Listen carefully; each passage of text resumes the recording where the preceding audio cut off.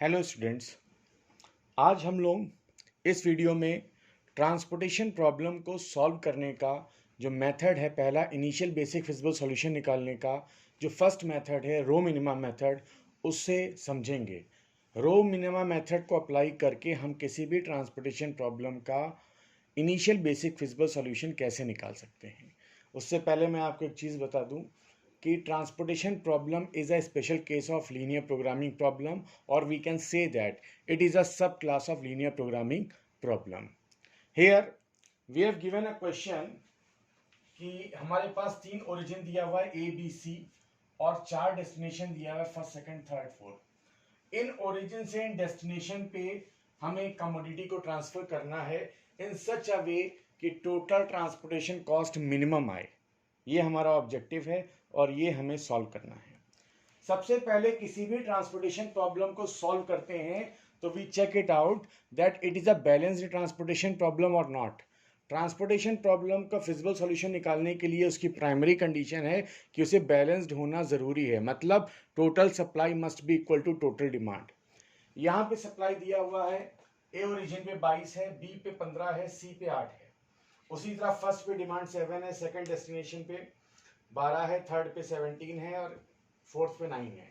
हम total supply को add करें, 22 और 8 30, 15 45, यहाँ ऐड करें 7 12 19, 19 17, 19 और 17 36, 36 और 9 45।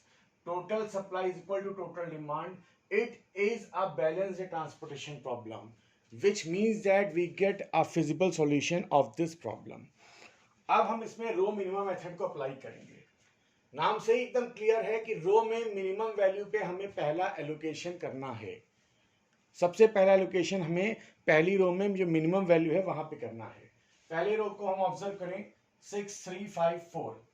सबसे छोटी वैल्यू क्या है? रो मिनिमम। मिनिमम वैल्यू क्या है? 3। 3 के करस्पॉन्डिंग हम सप्लाई देखेंगे 22 है और वर्टिकली इधर 12 डिमांड देखेंगे।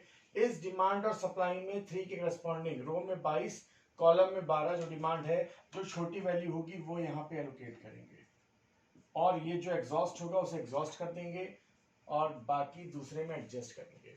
22 में 12 चला गया, ये रो तो पूरी कॉलम एग्जॉस्ट हो गया, यहाँ 22 में 12 चला गया, 10 एडजस्ट हो गया। अब बची हुई टेबल में 6 5 4, अभी भी पहली रो एग्जॉस्ट नहीं हुई है, उस टेबल में मिनिमम वैल्यू देखेंगे कौन सी है।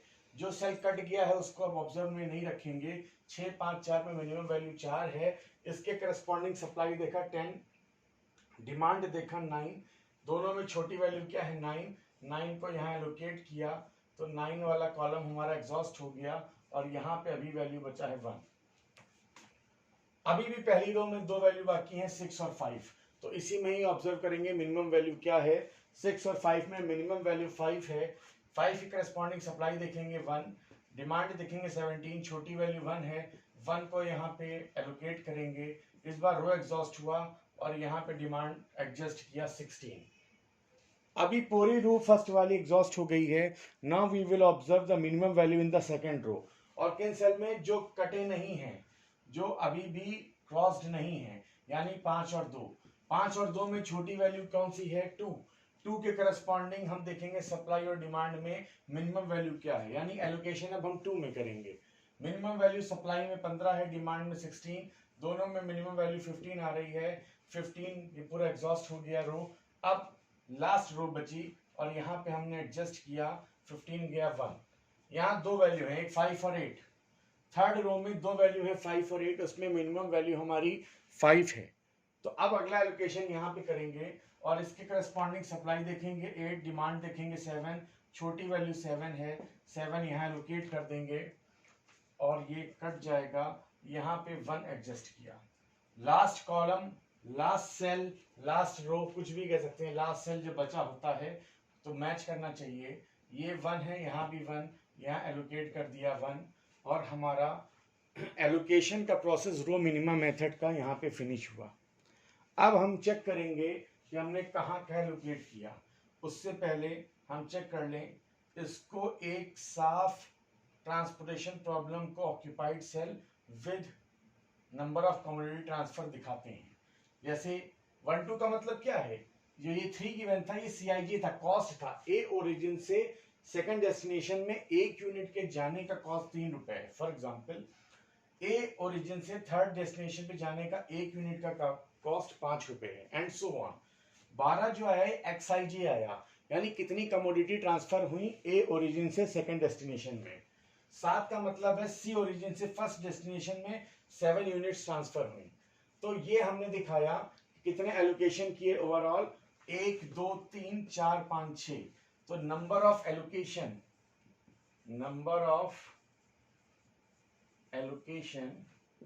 is equal to 6 and which must be equal to m plus n minus 1।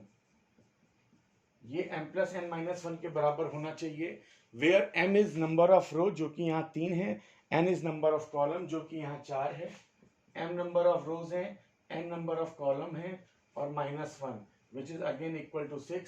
जब दोनों बराबर हो जाएगा तो हम ये कह सकते हैं it is a non-degenerate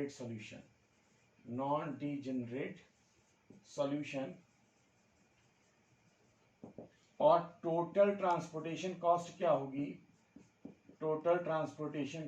होगी, वो हम जितना यूनिट जिस सेल के कॉस्ट में हमने एलोकेट किया उसको मल्टीप्लाई करके निकाल सकते हैं। तो ये 12 into 3 plus 1 into 5 plus 9 into 4 plus 15 into 2 plus 7 into 5 plus 1 into 8। इसको हम ऐड करेंगे तो हम पाएंगे हमारा ट्रांसपोर्टेशन कॉस्ट आया 150 रुपीज़। टोटल ट्रांसपोर्टेशन कॉस्ट हमारी आई 150 rupees, which is our solution of a given problem with the help of using row minima method. Thank you.